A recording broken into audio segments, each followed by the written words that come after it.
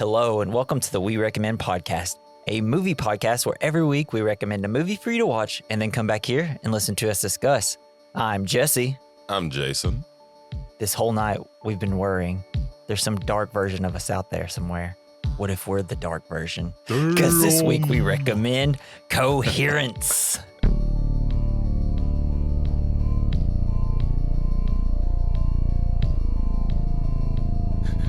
Jason! No. Hold my hand through this. So I'm a good. big timey-wimey guy. Yeah. I like when things just kind of feel off and like I do. weird, and you're kind of, it's like, are we traveling through time? Are we traveling through space, different dimensions? I can't get enough of low-budget sci-fi shit. Yes. This movie was $50,000. Holy cow. $8,000 went to the character Lee's wig because they had to do reshoots. Nice. And it was $8,000. Hell yeah. So it was a $42,000 Who gets movie. that wig after they're done shooting? I don't know. Whoever bought it, I hope has it and wears it every day for $8,000. Get your money's worth. Yeah. So, did you understand the film? Sort of. I feel like the film does a great job at explaining things pretty well. But you have to really be focusing in on the movie, and I don't know, let's say if you're partaking in some I don't know, alcohol or drugs, it might be a little harder because the movie, if you're in a K-hole, maybe. yeah. It was funny, I was on IMDb and they said, I read a review and it said, this movie made me feel stoned. And I missed that feeling, so I'm going to go out and get some weed. I was like, oh, this movie made someone smoke weed. Oh, that's I wonderful. was like, this is how you know it's a good movie. Well, so in the first place, did you like it? Yeah, I did. It does solidify the fact that I will never go to a dinner party if I can help it. Yes, because this is this movie came out before The Invitation, but this is low budget sci-fi version of The Invitation. Yeah, is part of the entertainment of a dinner party like having people come over and like dig up their ugly past? Right? Is that part of it? I think so. with movies, it seems, movies got to have, a reason to exist. So it can never just be like, let's all hang out at a dinner party. Nothing weird's going to happen here. But yeah, usually in movies, it's always like, hey, we're having a dinner party. Did you know that there's a horror monster outside? Did you know that if you walk down the street into this blackness, you just come out wherever reality you're going to come into? It's like, I just wanted to come over and drink wine and eat cheese. Hell yeah. At least this dinner party wasn't as ridiculous as The Invitation, whereas you guys should never see each other ever again. This one, they have some small things. In the past is mainly just, oh, Lori's here. He dated my boyfriend. And then, the Mike and Beth situation where he, I guess, slept with her 10 years ago. Compared to The Invitation where it's like, my ex-wife's here and she might be in a cult. It's like, Hell leave. Yeah. Let's learn about the cult. Why are you still here?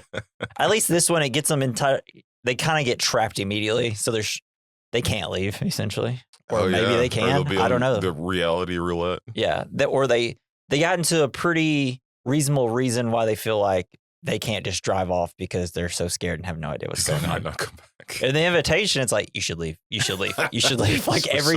Every 5 minutes, you're like, leave. Why are you here? Because we're all locked inside. Until the door now. gets locked. Yeah. And then it's like, oh, well, I can't leave now. But yeah, I just think that, holy crap, man, you do not need $300,000 or $300 million to make a good movie. You can do it with $50,000. Some shoestrings and if some you just, gum. Yeah.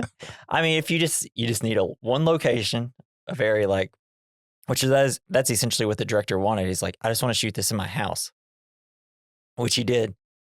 But he only had 5 days to do it because his wife was 8.5 months pregnant. Damn. And when they were filming the Emily stuff walking around at the end, she was giving birth. Oh, wow. Yeah. Like, you got to get the fuck out of this house. Which is just, and I don't know. Was it a home birth? Yeah, it was a home birth. Oh, they should have filmed it. They live in Gross. LA. They're all about, Yeah. I want to get my placenta all over the place. But if you just work on Dinner party time. yeah, if you just work on your like your ideas for the movie, and you have it concrete, you know, and you get like relatively decent actors, and you just if you just have the I don't even know how to explain it. It's just really good. It's just the idea was just too good to fail, right? Yeah, And you're like, I still don't know what the movie is. yeah, but I think also like darkness is is scary enough. Like Yeah. there's so much mystery with when it comes to darkness that you can make it scary. Yeah. You know, it's just like Especially with the graininess. like if you have a sleepover with your friends when you're a kid and y'all go out in the dark and everybody's mind just wanders and you end up getting scared about shit that's not there. Well, dude, walking down a dark hallway, Yeah. right? That feeling that someone's behind you. I mean, it's just the darkness because you can't see. It's scary. I get like that sometimes in the morning. I'll wake up and I'll walk and be like, is there a shadow out in the garage? But it's just a cat walking by the nightlight we have out there near the litter boxes. I'm like, I don't want. And then plus we have a Halloween skeleton in there that we just kind of leave out all year. His name's Guillermo. But I'll wake up and I'll look at out the back door, which is a sliding door, and I'll see his reflection. I'm like, fuck, I thought someone was outside. It gets me every time. I'm more afraid of stepping on Legos in the hallway. Yeah. And tripping and falling on everything and waking everyone up and then having to deal with it. That is true. My biggest scare is just waking Natalie up at like 4 a.m. in the morning. I'd be like, God, I would hate to wake up at 4 a.m. in the morning. Watching her sleep, shaking in fear. Like, please don't wake up. I think this movie is amazing. It does a great job. It was nice to rewatch. I've only seen this once before I started watching it to take notes. And I never heard of it. Yeah, it was just kind of popped up on a list one day. And it was like, I was going through what kind of list? Trippy sci-fi movies. Oh, not.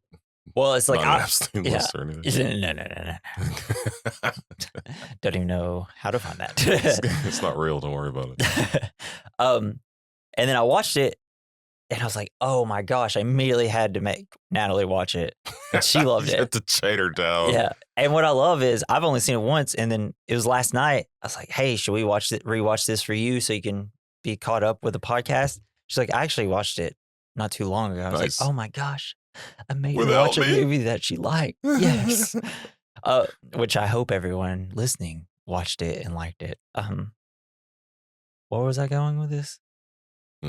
Yeah, I don't remember either. Oh, it does like such a good, especially when you first, all right, so I first watched it, I was like, oh, this is amazing.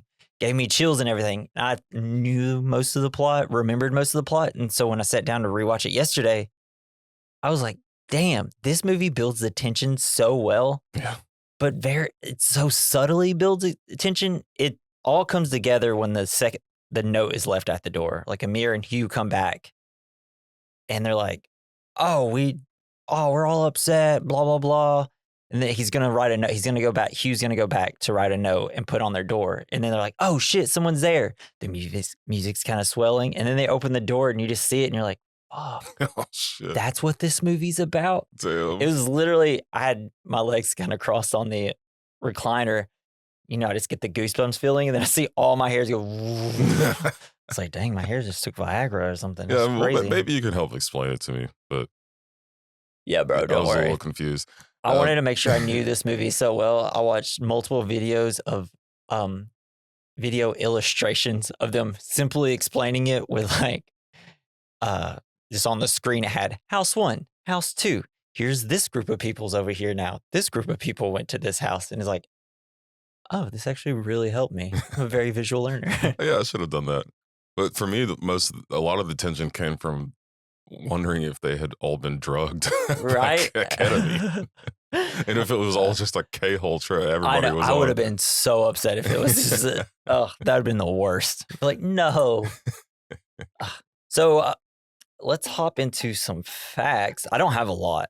I honestly said like half of them whenever I said the wig thing.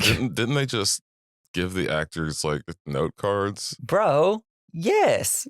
So and ad-libbed everything. yeah, it was they shot 50K, 5 nights, single location. The dialogue was largely improvised. The actor who plays Amir, he's a co-writer of this. Co-writer. He just came up with the design of where they need to be story beat wise, because they didn't have dialogue. He was the mole who helped guide the scenes if the actors went astray. Because nice. instead of scripts, the actors would each receive only a small paragraph that only they would see as their goals for the day. This allowed for the story to unfold naturally and create genuine reactions. Like when Kevin tries to leave the house by himself, that's Emily's boyfriend. She was given the note to not let him leave. Oh. And so the director, I guess there was an issue. I think it was when Amir and Hugh came back. After 45 minutes of the house not letting them in, the director had to come in. It's like, all right, guys, you got to let them in. All right. We said you're supposed to kind of resist, not make sure they don't get in ever. But yeah, that was really funny. And let's see, what else? So this is actually a funny one. The neighborhood was supposed to look completely dark when the first group visits the other house. It was so it's like you weren't really supposed to see anything. But the neighborhood, or it was the same night as a Snickers commercial was being filmed in the neighborhood, which used huge lights and hundreds of people. So you got a giant Snickers commercial, and then just a little further down the street, some people were like, "Can you keep it down, please? We only have $50,000 to do this." They threw him a Snickers. Yeah, it's like, get over it, dweebs. The crew there was only 5 crew members, 2 sound guys, the director of photography, the director, and a producer there. That's all they had to work on the film. And then, of course, the actors. Yeah. Oh, there is also, so it was to the point where the actors didn't know who the main characters were. It wasn't till the character M was trying to figure out the numbers on the back of the pictures. Yeah. When she realized, oh shit, I'm the main character of this movie. And Lee, the girl that takes a nap, she thought it was almost like 2/3 of the movie into the movie. She finally figured out, oh shit, this isn't a broad comedy. So she didn't even know she was in a sci-fi movie. She That's thought, awesome. I guess that makes sense because when you watch her, she's usually laughing about everything. She's the only one that seems to be like kind of free spirited and is like, nothing's that big of a deal. Yeah. Oh, I guess she found out when it was the 3rd day of filming that she was the lead character. She gets super serious. Yeah. I do like the idea of like celestial bodies causing us to act weird. Yeah. You say like whenever people say Mars or whatever is in retrograde, you're like, what the fuck does that even mean? But that gives you permission to act like a total jackass. Yeah. It's like, I think I'm sorry. We should normalize that. The moon and the stars are making me act weird. Yeah. I mean, do you think that has like any effect on? I think people? It does. I mean, they're pretty huge. I mean, if the moon can literally control our water, yeah, right? The ocean. Who knows what it's pulling apart in our brains? Yeah, it's like maybe it'll like turn our brains backwards one day, and we'll just be like, dude. What do you think backwards? I'm the backwards man. I'm the backwards man. I can walk backwards faster than anyone can. Daddy, would you like some That sausage? was great that we both immediately went there. Hell yeah. That's why we have a podcast. Well, so I guess since we can't, we kind of probably should just get into the plot. So that's where our bulk of our conversation is going to be. And this is probably the way we structure our movie. Our podcast is probably best for films like this because I'm sure there's going to be people that are like, wait, what? The fuck? I need some white guy in Tennessee to explain this movie to me. Oh, and that's what I'm here to do. You told him where we were. Damn it. What? You told him where we were. Well, we've dropped that 500 times. We probably dropped it a little too close to where we actually live. Yeah. It's okay. I went online. It's hard to find us, though. Oh, that's None good. of our locations are set. All right. You ready, man? Yeah. Oh, but before I do this every time, I always say, are we ready? Oh, wait. But one more thing. Don't forget that as we're going through this, think about what's the point of this movie and what's it trying to say. And, well, hopefully Jason will find out what it's trying to say when I explain to him what it's trying to say. But yeah, so after we go through the plot, we're going to say what we think the point of the movie is. And we'd love to hear what you think the point of the movie is. So leave us some fan mail. Link in the description at the top. Email at the bottom. We recommend mailbag@gmail.com. All right, let's hop into Coherence. 2013. So we start off. It's going to be 8 friends reunited at a dinner party one night in California when a comet passes. We start with Emily driving to the party in a very blurry and shaky camera type way. Kevin has something important to say to Emily, but her phone kind of is going dead. And then all of a sudden it cracks in her hand. Yeah, the fuck. And it's immediately like, we got something going on, baby. Yeah, that was really cool and totally insane. Like, what the fuck could have caused that? Wouldn't that be just, even if nothing else bad happened, to be like, I have to deal. That's a night ender now. I have this to is deal the whole with this situation. afternoon. It's like, my insurance card's in with my phone. Like, if this thing breaks and I get pulled over, I'm screwed. Does my insurance cover comet damage? Right? Yeah, but seriously, that's probably, if nothing else bad happened that night, that would be the most stressful thing of the night. It's like, this is going to take so many days to make sure I get one. It's like, it's probably a Saturday night. So you're going to have to do Sunday. They're not going to be able to ship it to you to either Monday or Tuesday. And it's like, fuck. And then you're going to have to wait in line at Verizon for hours. Yeah. God, and be like, can I have a phone that's in the back? No, we have to ship it to you. By the way, you have to sign for it. We won't just drop it off. And then we're also going to have it make sure that it's the furthest distribution center away. So you can't just go drive there. And then we have 3 possibilities to get this phone. Then we ship it back. And it's like, what medieval age era do we live in with phones? Like, Amazon will literally drop anything off in like 5 minutes. Okay. Well, I guess I had a rant built up in me that I didn't know I had. It's okay. You get it. Let it out. It's just the phone company's got us bent over a barrel. Yeah, man. they do. All right. And we love it. Yeah. So M's phone break, we cut to black, or we fade to black. Great start.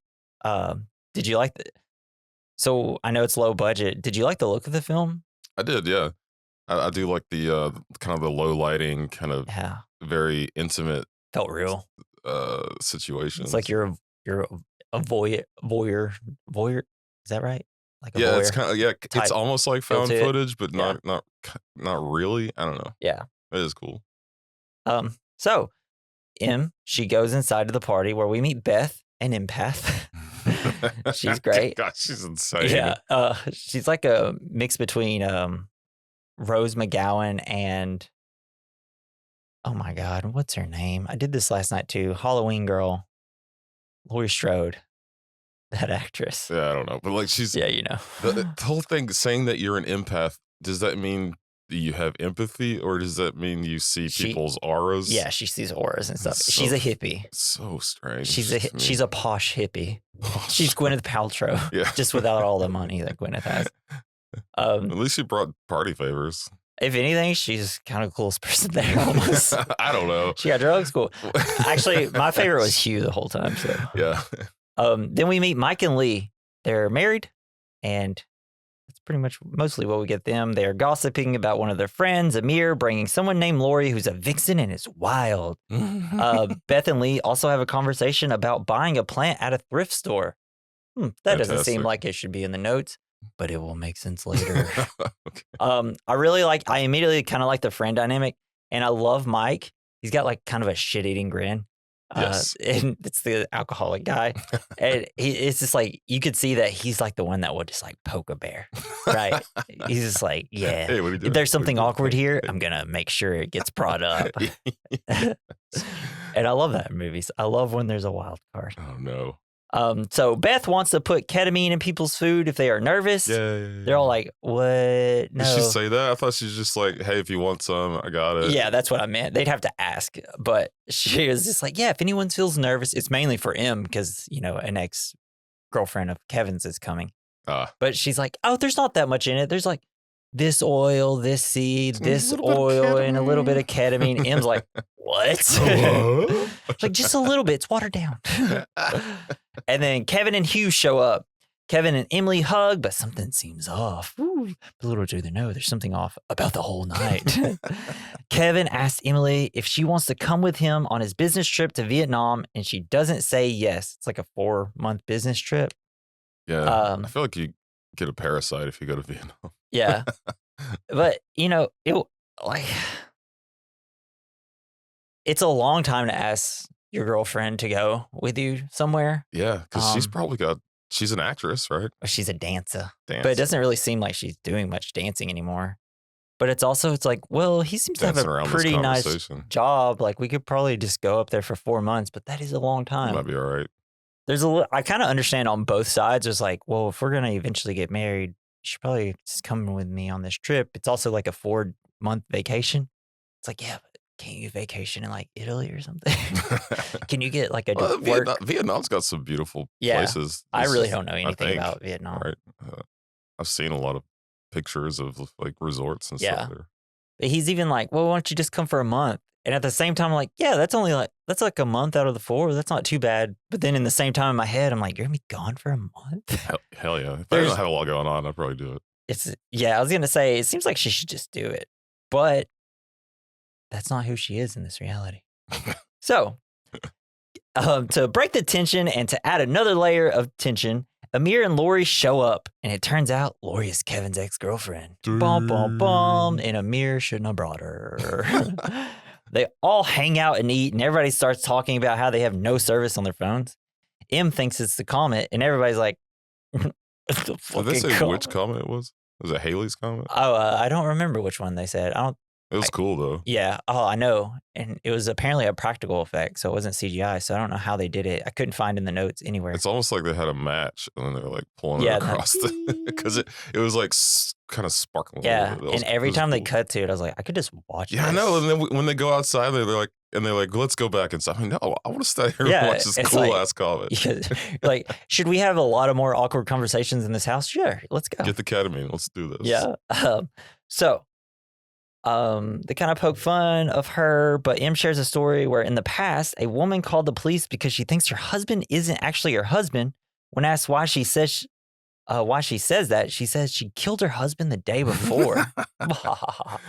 They're like, they couldn't put her in jail because her husband's standing right there. It's like, yeah, Yeah. they but probably put her in the loony. They also can't just arrest you for saying things. Yeah. You have to kind of have evidence. Yeah, I mean, I at least mean- you used to.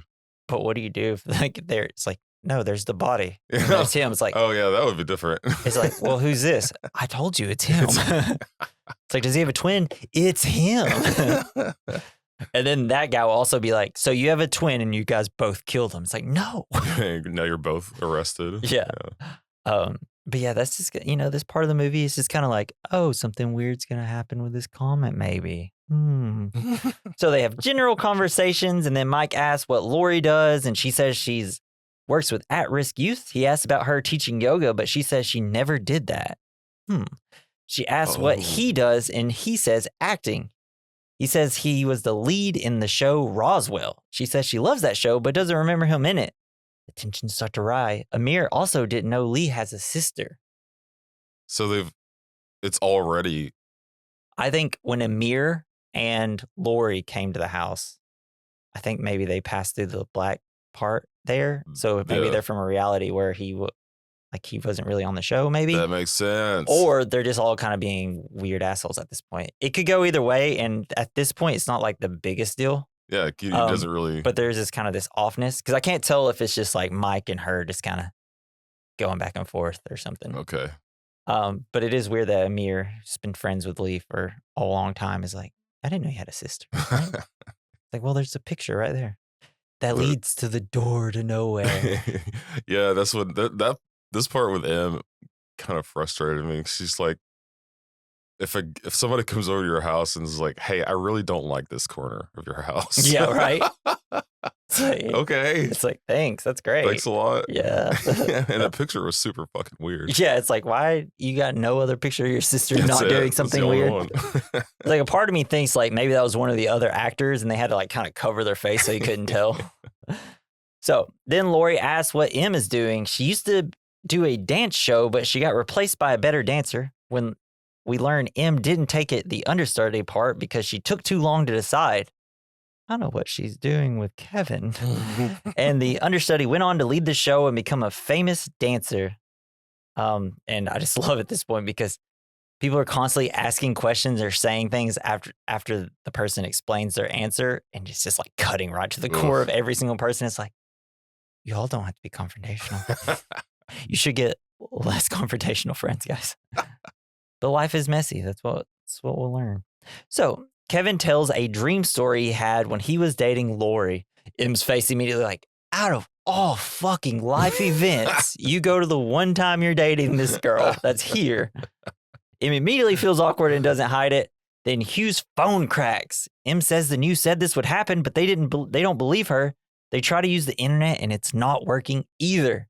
Oh, the phone cracking is such a great thing. It is cool. It's so fucking weird. And it's totally the same phone they use at the beginning. Oh. You can't tell me it's not. I just put a new case on it. But this is where it's immediately Hugh, for some reason, maybe it's just the way he looks. He looks very kind of, he's the calm guy. He seems like he's just kind of there to have fun. Everybody seems to really like Hugh. And then he kind of starts to change because Hugh needs to call his brother, who's the scientist. Brother said to call if anything weird starts to happen. Then suddenly, a power outage. Bunch of weird shit happens. Hell yeah. There was something about it being Hugh specifically being the one that's like, seems like the dad there almost, because he seems older than everybody. Yes. He's so tall, and it's like, this is the guy we should run to. He seems to kind of think clearly. So when he's like, yeah, I should probably call my brother. You know, he said if something weird happens, they're like, what do you mean something weird? He's trying not to make people panic. Yeah, he's being very dad about it. Don't worry, kids. Everything's just fine. So the power outage occurs. The Mike and Lee have some glow sticks that they want to use for light. Those are and fun. They decide to use the blue glow sticks. Brilliant. And purple. Yeah, they look purple, I think, because of the camera, but they're supposed to be blue. Gotcha. But what a great visual way to know whose characters are who. Oh yeah, at the beginning, because you got the red, green glow stick guys and the blue glow stick guys. They're the blue ones. That's a fun thing to have. I guess the power goes out there all the time because of earthquakes. Yeah, maybe. So they're prepared. Beth seems to be likes to do drugs. Yeah. Wait, no, that's Mike and Lee's. I don't know. Yeah, it's Mike and Lee's house. I don't know. Yes. So everyone goes outside and sees one house up the street still has power. They also watch the comet overhead. And then they go back inside. They see a glass is broken, which they didn't notice before. So they're different. They're already in a different dimension. They're in a different house. Reality. Oh, so they went from house one. So they went into the darkness. They went to the portal. And saw the other house. And then they went back. They never show the house. Yeah, they don't show it until Mike goes over there. And then they came back and there's just small little things different. So now they are in a different reality where all the groups went and they came back. And I guess they essentially replaced a group that went out and came back in. To where now there's one glass, because that glass that's broken shows up 5 different times in this movie. Damn. Not broken. So we are currently chills a little bit. Everybody, I know, because this is what kind of blows my mind about the movie, right? Because let's say when the different reality groups start coming in and out, and they're all getting mixed up, it's like, oh, it's not a big deal. They're all still kind of the same people, but because you think it. And you know that they're not the exact ones that you know, it's scary. It'd be funny if they came back and it's like one of them's got hot dog fingers. Yeah. It's everything everywhere all at once.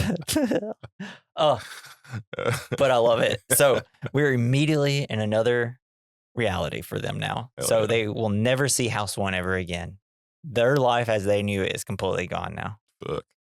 Even though it's almost exactly the same, just there's a glass broken. So they could have also, in this reality, the food could have been drugged. And yeah, potentially. Anything could have happened at that point. Yeah. So,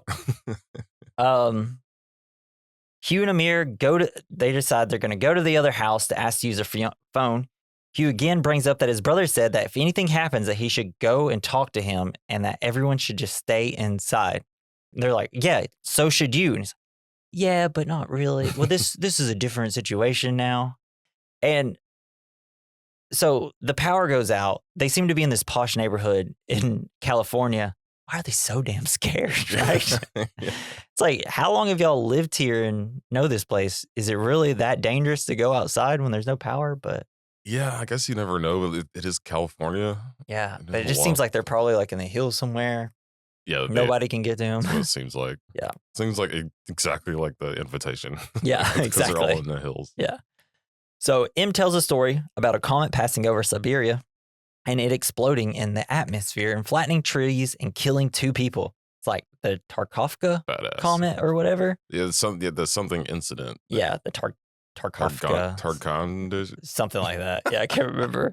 Then suddenly a bang at the door happens, and they check, but no one is there. I'll get the bat. Yeah. Normal. Hugh and Amir should be back by now. Mike gets the generator running. Beth wants to go get Hugh and them, but the group says no. A few minutes later, Whoa, Hugh. Do you think? Oh shit! Do you think that the only house on the street with the lights on, was their house after he turned on the generator? Yeah. Oh, that's what it is. Well, so it's different, right? There's points where it could be them going to the house because it seems like the reality, some are ahead of time, some are kind of a little back in time. So whenever they go, they're going at different points. It's not exact same time. And that's him knocking on the door, checking out the other house. Yes. Jesus. Because every Hugh goes to the house and then knocks on the front door, but no one hears it. And every Hugh goes around and bangs on the side door.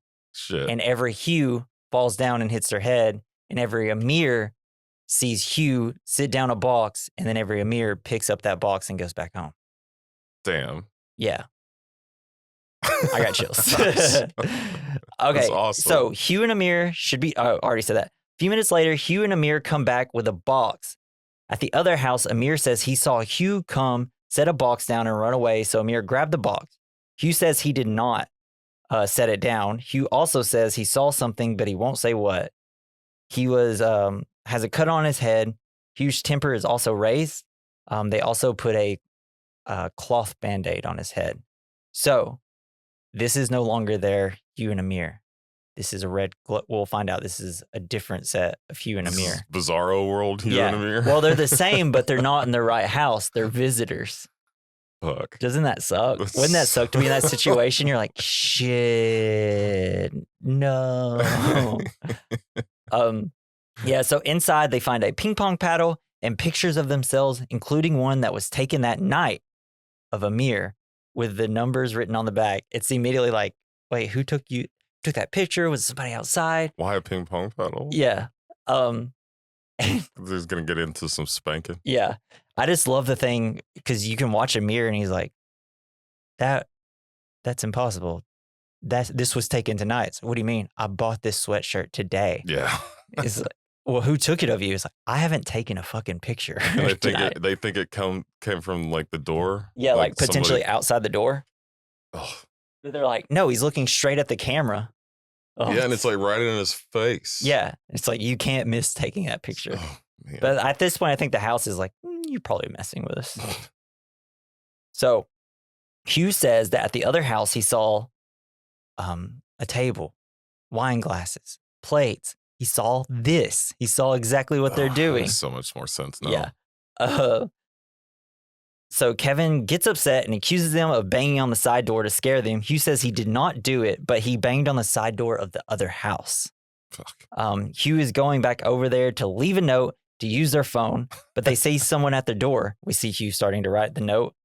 When they open it and they see the exact note Hugh is writing on the door, and it's so fantastic, and it gives me chills. So like, that I think that was the first point. I was just like so confused. Yeah, it's like wait, what are we doing? It's just, if that actually happened, man. Like for some reason, it's all because it's like handy cam.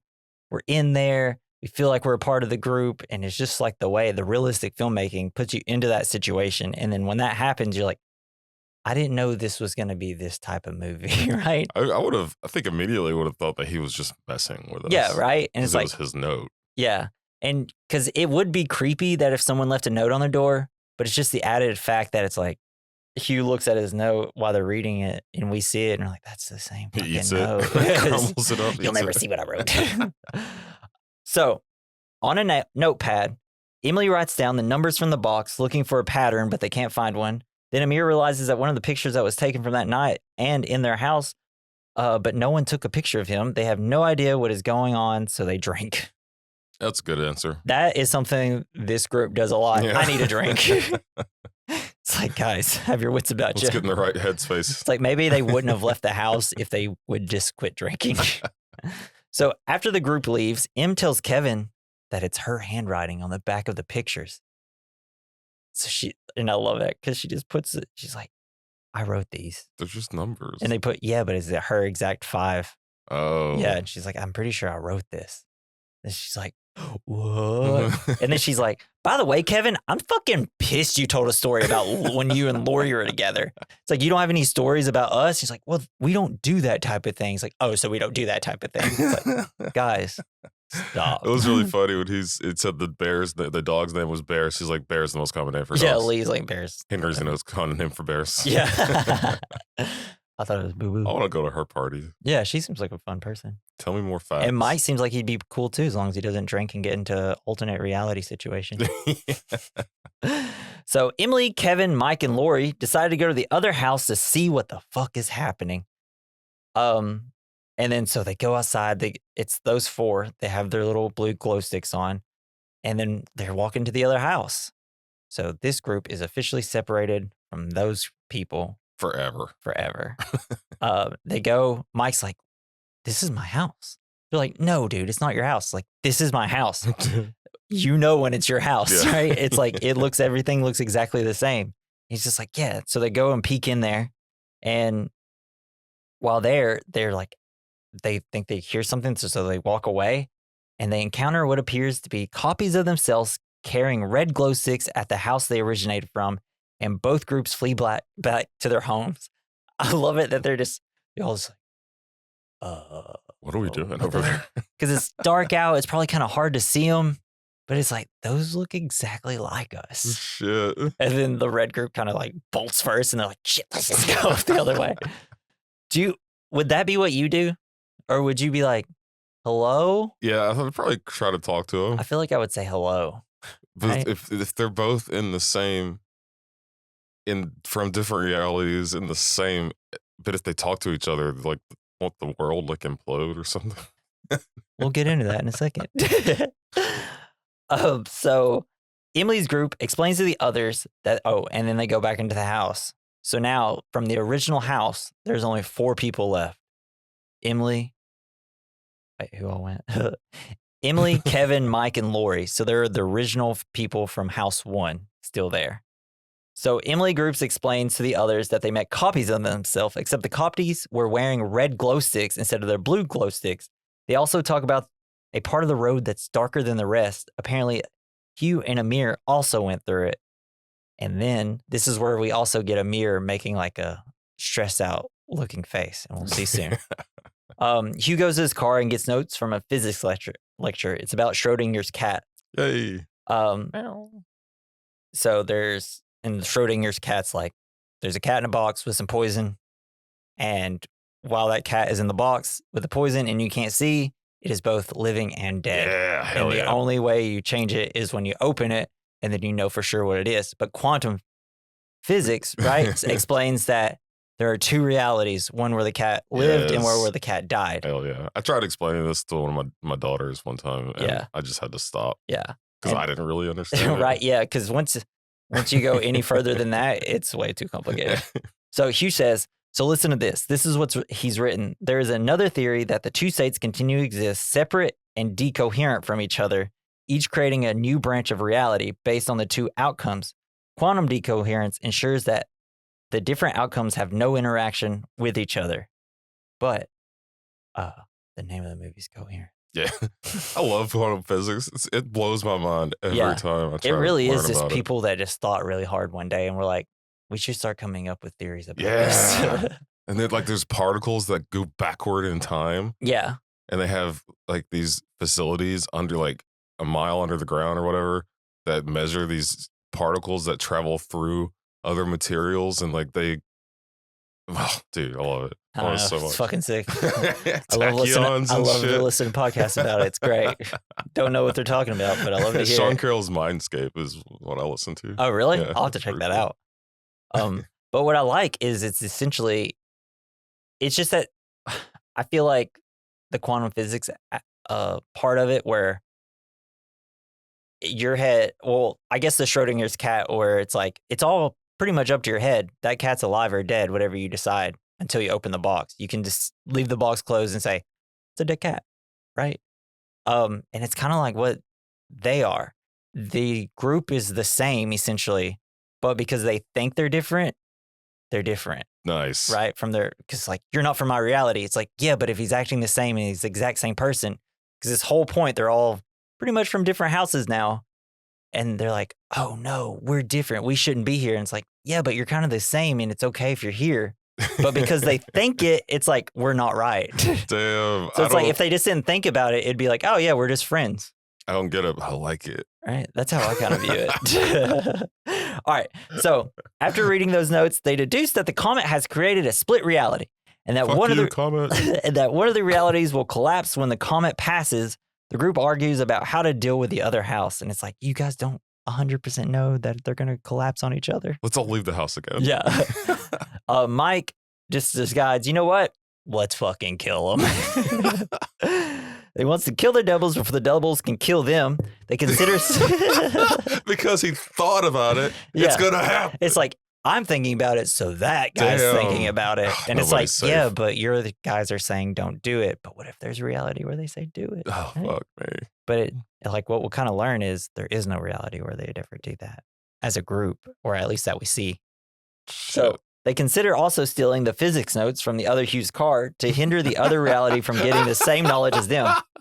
Because they deduced this because when the group went out and saw the other house, Mike saw Lee up and didn't see Beth in the house that they came back to. Lee is sleeping because Beth gave her ketamine. Nice.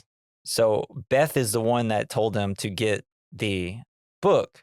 But because in the other house, they think that Beth is still sleeping, that no one would think about going to get the book. So they won't read this, so they won't think to come over and kill them. God, it's like a game of capture. So that's why they want to get it. It's honestly like the game Werewolf, which I know, or Mafia or whatever they call it. Where it's like you got to kind of figure out who's who. Oh, yeah. So in that reality, Beth took a nap, not Lee, so they think they wouldn't know to get the paper. Hugh doesn't think they should do it and refuses to give Mike the key, but Mike decides to blackmail the other house's Mike to prevent them from getting the lecture notes. He's going to tell himself that he knows about him sleeping with Beth. It's like, what the fuck are you talking about? Mike, stop making bad decisions. Let's all kill ourselves so they won't live. Yeah. It's so great. Like that South Park episode where they have to keep having gay sex so they don't... the future people won't come back and steal their germs. Yeah, I do remember that one. So, we also learned that Beth gave Lee some ketamine to help her sleep. M asks, it's like, all right, don't be mad at me, and I'm sorry if this is crossing the line. Did you put any of the ketamine in our food? But we learned she didn't. They think they may have been group hallucinating, but Hugh shuts it down and says, like, you'd have to take a whole bottle each, and then you still probably wouldn't have a mass hallucination like this. You might be paranoid, but not this mass hallucination. And then we see Beth and Lee have the same conversation about the plant from earlier, and M notices. Dang. So it's like, oh, where'd you get this plant? It's like at this thrift store. They're talking for the first time, even though they've already had this conversation. Well, yeah, they're talking about that plant for the first time because in Beth and Lee's reality, the two people that have never left a house. So they're just as boring in the other reality. Yeah, they still love that plant in every reality. I get it. So at this point, M notices it. Suddenly, it's revealed that Hugh and Amir are from the house with red glow sticks. Because they're like, the red glow stick box isn't open, and we all have red glow sticks, except for them. So Mike comes back in the middle of them packing up. Mike says he dropped the letter off. He says this to Kevin, and he thinks he was gone for 45 minutes, but it was only 5 minutes. He's like, you're crazy. It's like, Mike, the whole night's crazy right now. So this Mike is no longer the Mike from House 1. This is a completely different Mike now because he went into the black void by himself and came back. Is he kind of a magic So Mike? he's a magic Mike now. He's a rip. Yeah. So Hugh and Amir take the box and go back to the other house. The others think that they may have been from the other house in the first place. Kevin tries to leave, but M stops him. She wants to recreate the clues from the box since they should all have the same photos. So he's like, she's, Mike, go get the photos for me.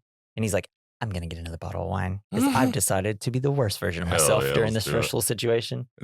So that's why, okay, that makes sense that she was asking people what numbers they remembered, but she wrote them a little down. later. Yeah, she wrote them down. Okay. Yeah. So Lee is worrying about Mike and his drinking. Beth puts ketamine in her own drink. Lee is washing the glass that was broken from earlier in the film. So it's not broken now. Yeah. So because Mike, Kevin, M, and Lori, when they went out alone, they went back to a third house. When they came back, they were in a third house where that glass never got broken. What the hell? Yeah. So, because, when the whole group left once, they came back to a second house that had a broken glass. Yes. And then they all left and came back, and now the glass is not broken. Jesus Christ. Yeah. Oh, this is easy. What are you talking about? And then Mike comes back and he finds all the pictures they had earlier from the box. So Mike and Lee had all the pictures that they saw in the box. Kevin and Lori talk in the hallway. They talk about M not wanting to go to Vietnam. They obviously still like each other. Lori tries to seduce him and they kiss, but he stops it. But Beth is watching. Oh damn, Beth. And then say something, the Beth. generator goes off. Bum, bum, bum. Outside, they hear someone smash Hugh's car window and they go out to investigate. While outside, Emily has a sweet conversation with her boyfriend before realizing she's talking to a Kevin from a different reality. Then she goes back inside. It's so fucking good. It's so fun. Because it's just, she goes to get her little ring in her car, which will come back to play later. It's like something he won for her at a fair. And he's like, hey, what's up? And they just kind of have a talk. And he's like, so are we good? Is everything okay? And she's like, it's like, is Lori a problem? He's like, no, who knows what she's thinking? Because maybe in his reality, they didn't have that conversation and she didn't try to kiss him. I don't know. I don't know anymore. And then it's just like, what was Hugh? It's like, is Hugh's car okay? And that Kevin's like, what are you talking about? It's like, the car, y'all went to go check. And he's like, I don't know. And then they both kind of stare at each other and they're like, shit, we aren't the right ones. No, you're the problem. Yeah. But then he runs inside and then she goes inside and sees that her Kevin's in that house. So Jesus. It's like the Spider-Man all pointing fingers at each other. It's like, you. Yeah, we see the whole group. But so it's another like chills point, right? Because she realizes, shit, this is not the same person she was out there with. And then like coyotes kind of start, the music swelling a little bit. The coyotes are in the background, which makes it so scary. Yeah. Oh, I mean, holy shit, dude. So. What if they all just could have gotten together in the same house and just had a big party with each other, if different realities of each other, instead of trying to sabotage? Yeah, it'd be like, all right, y'all cool with just staying together, just us six. It's weird. Maybe let's get to know each other. It'd be fun, fresh.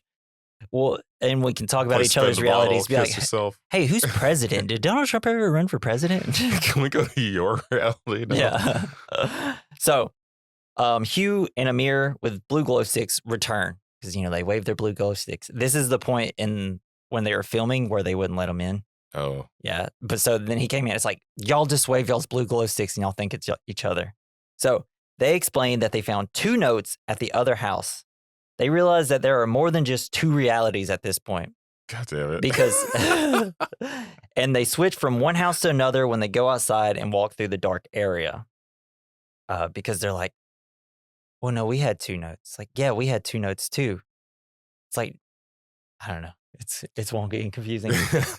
The group, and then also they're like, wait a second, that's not the Band-Aid you were wearing. That's a different Band-Aid that I put on your head. Just go like Hello Kitty. Yeah. So the group decides to put a random marker in front of their house. As a marker, they leave a random object and photos of themselves in a box. And on the back, they write down the numbers they get from rolling the dice. So essentially... So that's the one that they found in the beginning. Yeah. But so it's almost like cause and effect, right? It's because they found this. They're all like, shit, if we're thinking it, they're thinking it. So there's just almost like this endless loop of people stealing boxes and putting boxes outside. Why don't they all get together and decide to stay inside or just go home? Yeah, right? Just like, don't go outside ever again. Let's just hang out. Yeah. Well, that's where the personal drama comes into play. So They check out their new numbers compared to the numbers from the other house's box, which they wrote on the notepad earlier. Emily realizes that the numbers written on this notepad aren't the numbers she wrote on the notepad earlier. She wrote the other ones, I think, in like red or green ink or marker, Yeah. or red or blue marker. When she asks other people, she finds that Lee and Beth are the only ones whose memory matches what's written on the notepad, because they're the only ones who haven't left the house since they wrote the numbers on the notepad. So they're the only people that belong in that house. Damn. Emily goes, we're all visitors. Shit. Kevin and Lori are the only ones whose memory matches Emily's memory, since they're the only ones who have traveled with her the whole time. So Kevin, Em, and Lori are from the first house. They're the only ones. Hugh and Amir remember a third set of numbers, since they switched realities when they switched to the red glow stick house, and again when they switched to the current house. So this is the third version of Amir and Hugh that they have met. Mike remembers a fourth set of numbers, since he switched realities when he went to go blackmail himself. So this is a second Mike. Self-destruction.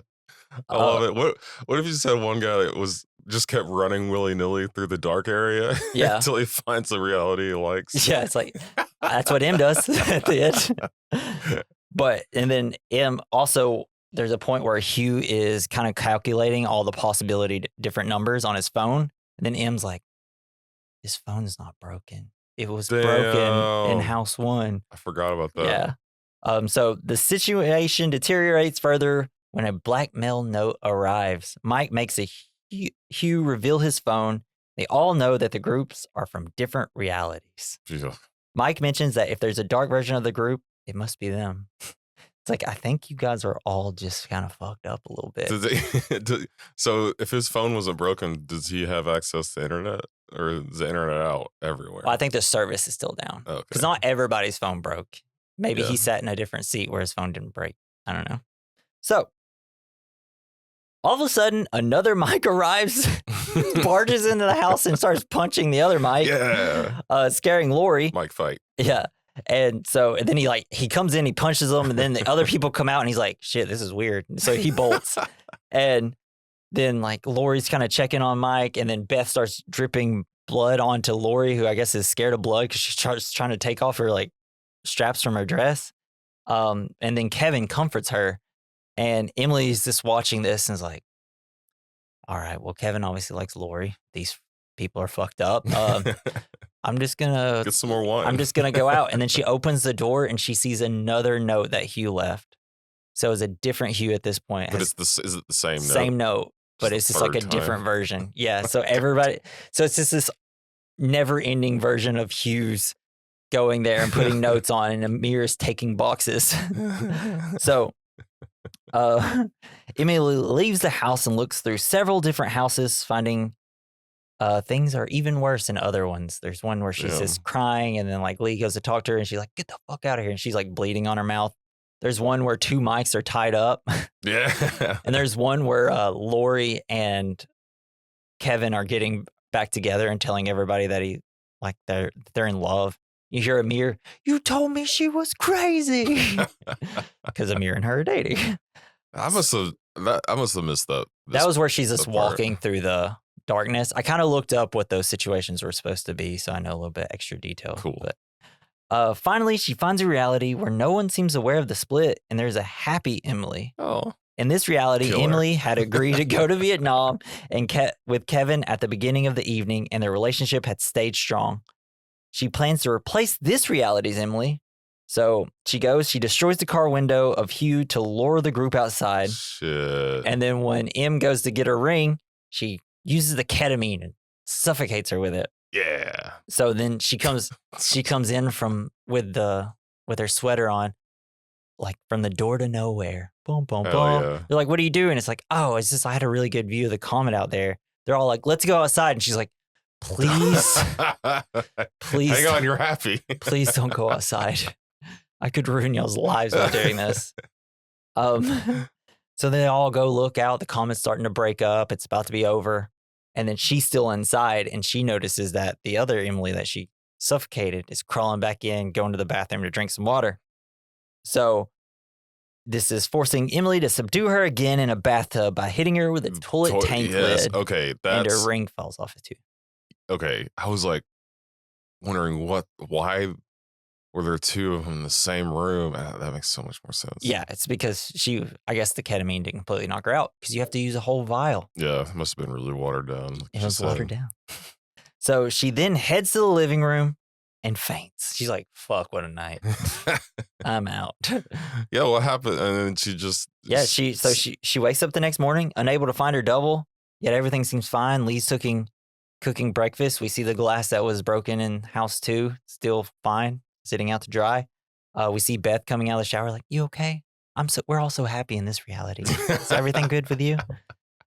She searches outside and runs into Kevin. His cell phone rings. He notes that the call is curiously coming from Emily's number. While listening to the call, he stares at her suspiciously. The end. So in this reality, there's now two Emilys. Yeah. Shit. So it's kind of like the story she told at the beginning, where it's like, I killed my husband. This can't be him. Oh, yeah. Right? That was the whole foreshadowing. Well, yeah, what if the two Emilys fall in love and they just run off together? Right. I was talking to Natalie. I was like, I'd be totally cool. I'd be like, hey, come to my reality. We have the same life. Yeah, you could we switch out, like, we'll switch like days that we work. Hell yeah. It's a real twin situation. Or I'd be like, let's tell everybody I have a twin. You get to palletize with me because I really just want someone like me to be my coworker. Someone competent. Yeah. Just want to know I can trust somebody. I'd probably still find reasons to be mad at myself. Like, oh yeah, I mean, why were you over there talking to Jason? I want to go talk to Jason, but I can't because you're talking to Jason. But man, that's Coherent. That was really cool. That make you feel any better about it? Yeah. Essentially, there's house jumping every time they go out to walk to the other house. They go through this black. If they don't go through the black thing, they can come back into the house and not be in a different reality. But they go far enough into it, when they come back, they're in a different house. It just turns into like an eyes wide shut situation. And it seems like because of the decoherence, when they go back into a situation where, like when Mike and the 4 people leave and they come back, they seem to always go into a situation where they perfectly fill out. Kind of perfectly replace the ones that left already. Yeah, and it seems like it only gets a little weird. Wait, no, because there's times where Hugh comes over and does it. I mean, I guess anything could happen. I guess there's infinite possibilities, right? That's essentially all this is. But we're not smart enough to go into that. Yeah. So at the heart of this movie, what's the point of the movie? You're like, comments are scary. You're like, I just now understood what the movie was. I have no idea what the point is. Yeah, not really. I like comments. I've never seen one. They are cool. Yeah, I don't know. I think it's just fun. Fun thought experiment. It's obviously, I feel like M is the main character, and like if we just look at what her deal is, like she never makes the right decision, and like all her decisions keep leading to worse decisions, and it's messing up her life, right? Yeah. So I think the movie's about confronting your problems are better than trying to take a shortcut. Yeah, that's interesting. You have to fix yourself. Just not going to a different reality and being the same way that you are is going to fix everything, right? She may replace that Emily, but is she really going to? All the same problems. She's still going to have to go to Vietnam, and she obviously does not really want to. So I think it's just about you got to confront your problems, and you got to make the decisions. It's her problem. She won't make the decision. She just procrastinates until it just falls apart. Yeah. That's what I guess the point of the movie is. That's really interesting. Yeah. Yeah. Good. Cool. I did it. Time loops. Yeah. Woo. So we'll go to our next category: the good, the bad, the ugly, the fine. It's where we discuss the good of the film, something we liked; the bad, something we didn't like; the ugly, something that didn't age well; the fine, something that did age well. What do you like about the movie? I don't know. I just the wee woo of it. The wee wooiness. Yeah, it's very trippy, and once you start kind of finding out what's happening as you go, it's very fun. It is fun. I love this type of shit, though. Yeah. It's very much in my wheelhouse. I've watched so many movies kind of with, oh, shit, what? Yeah, it's like why I like Lost and all that shit, right? Yeah, it reminds me a lot of the movie Sphere. whenever they find the sphere. Have you seen it? I think when I was a kid, Like maybe. whenever a person looks at it, Unless it's a new one. their body, it's kind of like their body switches into a different reality. Like Yeah. their self gets sucked up into the sphere and it kind of like goes up and like disappears in it. And then when they go back, they're completely different people. Oh shit! Is that a And recent movie or older? it's an older movie. Okay.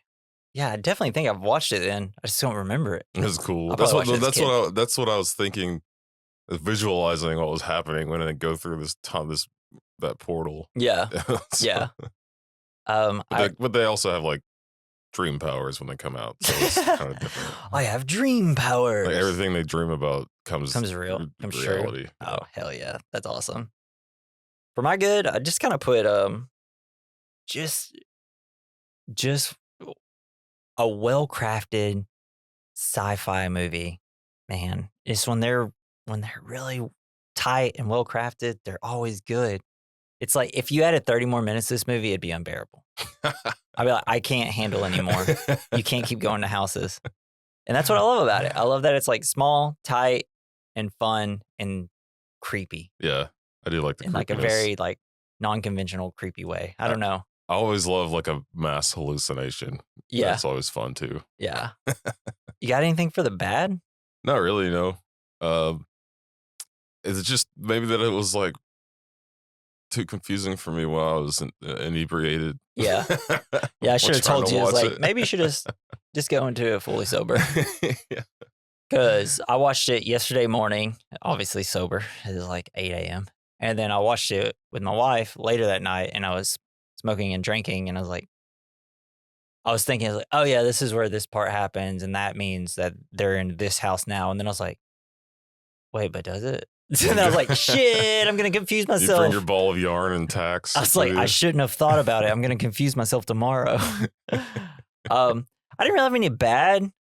I guess upon like a couple of rewatches recently, I guess maybe I'd kind of like a bit of a different ending. I don't know why. It's like maybe I just don't want the movie to end is what I'm feeling. Yeah. It's like I just want it. Didn't feel like they had kind of reached a conclusion. It was and it feels because we left the group and we're I was really into the group. Yeah. And like the wackiness of it, but I get that they specifically wanted to follow one character all the way through from house 1 to like house 6 at the end. I'd like to see it go further. Yeah, maybe just see what else happens. Yeah, maybe give them $100,000, see what they can do. Coherence 2. Yeah, the Coherence. The recoherencing. Coherence 2, Electric Boogaloo. Yes. I don't dislike the ending though. I do just want to put that on record. I do find it still a good ending. It's just like part of me kind of wants something different. I just don't even know what I want. Yeah, because like that is that portal closed forever because the comet disappeared. Yeah, when the comet disappears, you're stuck in whatever reality you're in. Hell yeah. Yeah. I want to see some other realities. What's going on? Yeah. Well, we saw a few. I know, but like apparently there's they deleted a scene where she's walking around seeing people. There's supposed to be one where we see the dinner party doing a seance. Oh shit. Yeah. Nice. I guess they probably thought that might have been a little too wacky. I don't know. That would have been great. Summoning a fucking demon. That would be Coherence too, yeah. I feel like. Very culty stuff. The ugly.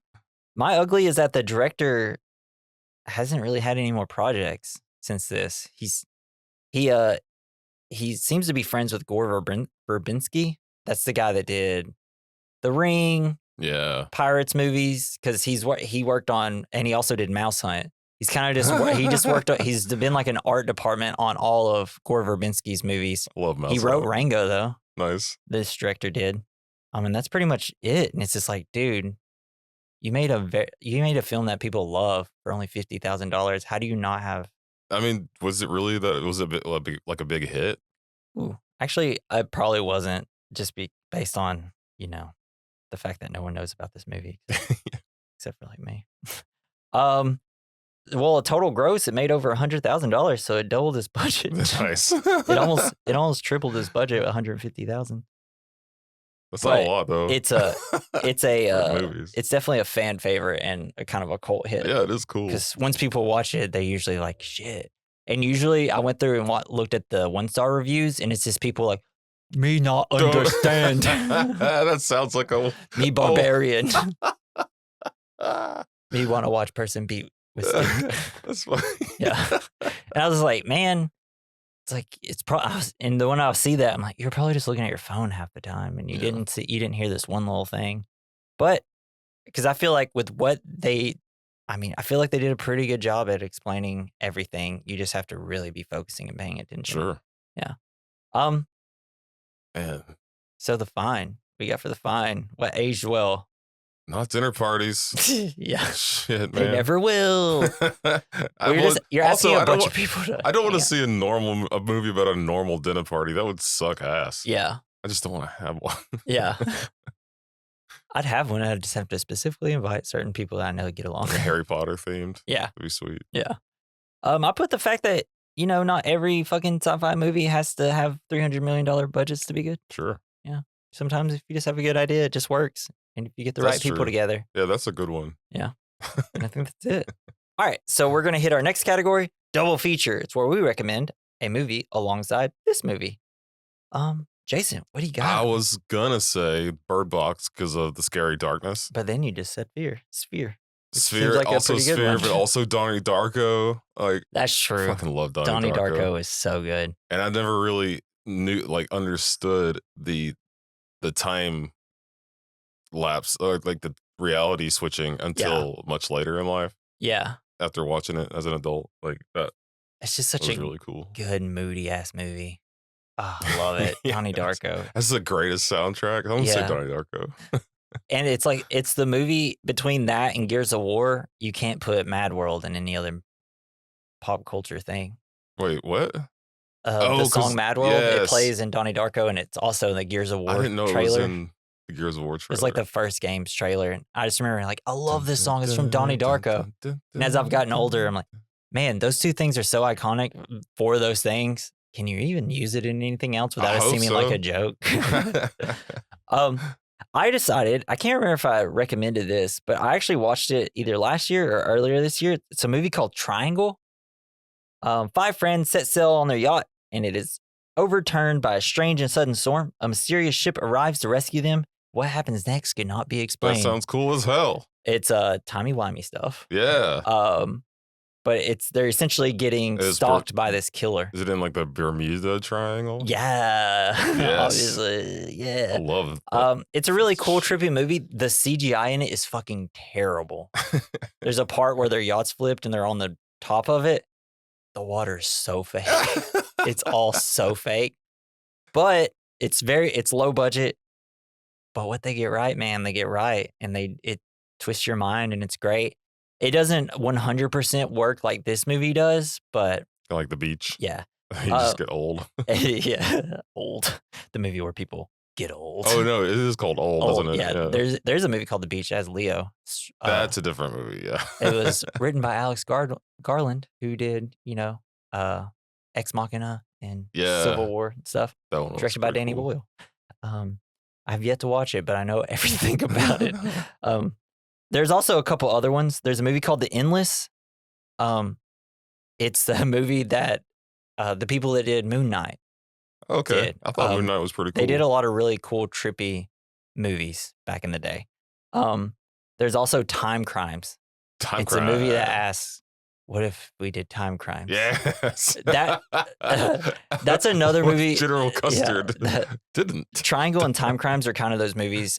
Time Crimes is a foreign film, but it's all about, it's another loopy doopy fucking thing, and it's great. Probably considered the best would be Time Crimes, just from a critical perspective. So if you want to watch something that's also really good, Time Crimes. Is it like dubbed? I prefer out of all three, The Endless. It's just such my fucking bag, dude. The Endless. Yeah, it's these people were in a UFO cult, and like a videotape gets sent to them, and they see it, and they're like, we want to go back to this cult and get answers, and hang out. Fucking things happen. Yeah. I love cult shit. Yeah. All three of these are available to watch. So just look it up and see what it's on. That's fucking Coherence, baby. Man, that was a trip. We're all going to collapse on each other. It's like, what if we were able to listen to this podcast while we were recording the podcast Dang. because of a comment. Well, anyways. Let's cut off our balls. Yes. That'll stop our reality friends. My dog's like, you already did. Too late. Sorry, Give them back. you were also snorting. That was weird. All right. So that's our episode on Coherence. Join us next week because we can't get enough of, God dang, the Coen brothers, baby. We're doing Burn After Reading. It's so fun and wacky. It's great. I love it. They don't make bad movies. So it's not really one that people like, oh, yeah, I love Burn After Reading. But it's one of those, it's kind of it's not really a guilty pleasure Coen brother movie. But like, you know, when you think of the Coens, you think No Country, Fargo, Big Lebowski, you know, those bangers. But I really like the ones that aren't very well known, like A Serious Man and stuff like that. Yeah, I can't wait. I've never seen it, but I've heard good things about it. Yeah, it's great. It's just very funny, very wacky. It's classic. Coen brothers have dumb people and situations that they're in over their heads with. Hell yeah. And it's so wonderful. So join us next week for Burn After Reading. We're just doing fucking not big movies right now. We're just doing these like little small ones, and that's what I love. And it's okay. Anyways, so join us next week for that. Hey, why don't you leave us some, fan mail? Send us an email. What do you think Coherence is about? Like I said earlier, link is in the description at the top. You can click on it and text us something. Or if you're on like YouTube or a platform that doesn't let you click links, our email is at the bottom. We recommend mailbag@gmail.com. Leave us some reviews. Maybe in another reality, there's like 1,000 of you leaving us reviews. Yeah. If you could get them all to come into our reality and leave us 1,000 reviews, that'd be great. I really appreciate that. We'd pop up all over the place and we'd have a bigger audience. There's a reality out there where we're really successful podcasters. Yeah. And like, if you are somebody and you don't know us personally and you really like our podcast and you've been listening for a long time, just say hi. You don't even have to put anything in it. Just be like, hi guys. Cool. We're not going to come look. You don't have to review us. Just send us an email. I mean, do I have to get on my fucking hand and knees? I like to think that as soon as we say, and that's Coherence, we're doing this movie next, everybody's like, okay, skip. But anyways, I'd like to thank Joey Prosser for our intro and outro music. You can follow him on X at Mr. Joey Prosser. And damn it, this has been the We Recommend podcast. I'm Jesse. And I'm Jason. No, Jason, we're splitting up. We're not splitting up. We're just going in 2 different groups. Bye. Fuck that up.